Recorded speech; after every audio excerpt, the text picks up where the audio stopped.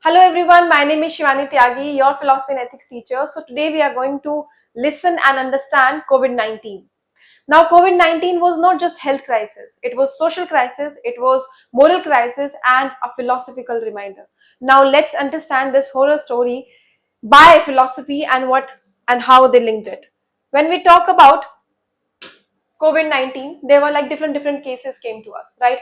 And huge migration, reverse migration was seen. Now, what is reverse migration? Reverse migration is when people are going back to their hometown, right?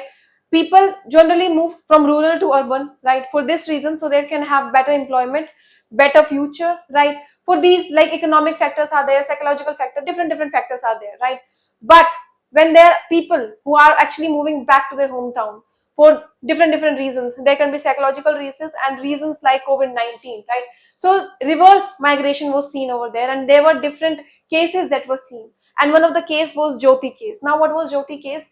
Jyoti, a girl, a student who traveled 1200 kilometer from Gurgaon to Bihar, carrying his father with him because he was not able to walk. And in article in newspaper, she was called brave. But is it something that society should call bravery? Is this a definition of bravery? Yes, what she did was it was bravery. But what about the society? How will you define it? What about the resources, about the government? How will you define it? Was that something to be proud of? No, right?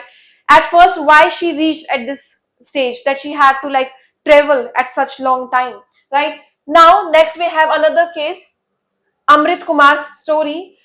So basically, 24-year-old Amrit Kumar, he died in his friend's arms and he went viral for this story. So this was very sad and people really, felt for Amrit also.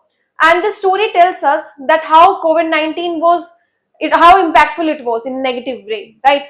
And this story tells us that in what way migration was going. People were traveling for days and days, for like 13 days, 15 days without stopping, right? Yes, there were people, there were villages who actually helped them, help these migrators. But then question arises, what was the need of migration, right? COVID-19, because they wanted to reach their family, but transportation was not provided.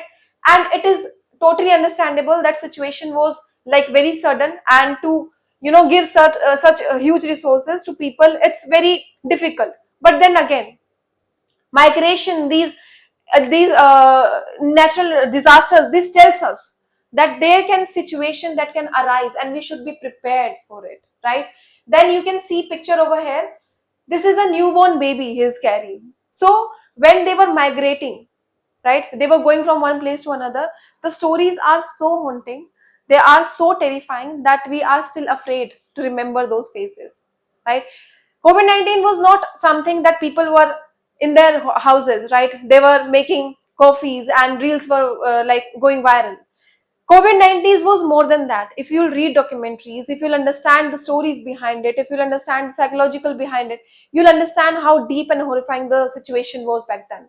Now, this abandoned bodies, another horrifying incident. You can see abandoned bodies that were buried in Ganga River, in Prayagraj. You can see bodies over there. So they were bodies which were not even claimed and which were like cremated by only officers.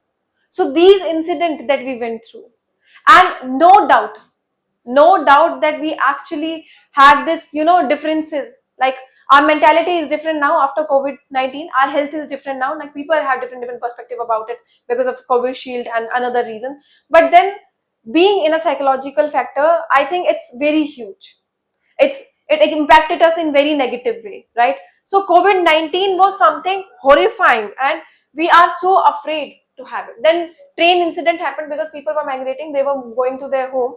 So then this train where 16 workers killed, right? So many disasters happened in our country.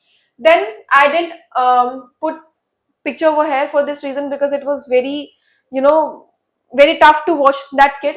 So this is a story where a kid was on the railway station and her mother was dead because of COVID-19. So he was waking her up by pulling her clothes, right? So that act was recorded and it went viral for it, right? So these incidents shows that how terrifying that situation was, right? Then Let's understand what different philosophers, what John Rawls, what his theory says. So John Rawls says that theory of justice. John Rawls says that a just society is one where the least and advantage are protected first. Now, people who were migrating, who couldn't afford, first class ticket for trains, plane tickets, right? They should be prioritized according to John Rawls' theory. But because they were not provided with resources, basic minimum things were not provided to them. Food, right? Basic transportation was not provided to them, right? They were like traveling for days and days. So this was against John Rawls' theory. So if John Rawls like see this and read today's news and understand that what have been done, he would have criticized all the act, right? So this was John Rawls' theory. Now, utilitarianism. So utilitarianism, which was given by Mill, it says that we should aim for the greatest good for the greatest number, right? So, for example, we can take, there is this a track, like two tracks are there, right? And if you have one over person here and 100 over here, then according to Mill, we should save these 100, right? So quantity matters to him, and we should not save this and save this person, right?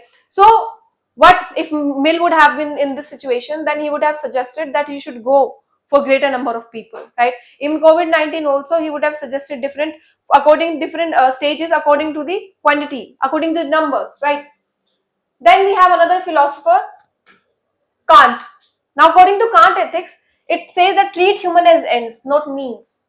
Right? This means that act so that you treat humanity always an end and never merely as means.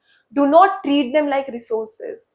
Like if you are treating them resources, treat them with morality, with humanly nature. Don't treat them like they are just means that and should be like met with them. Right?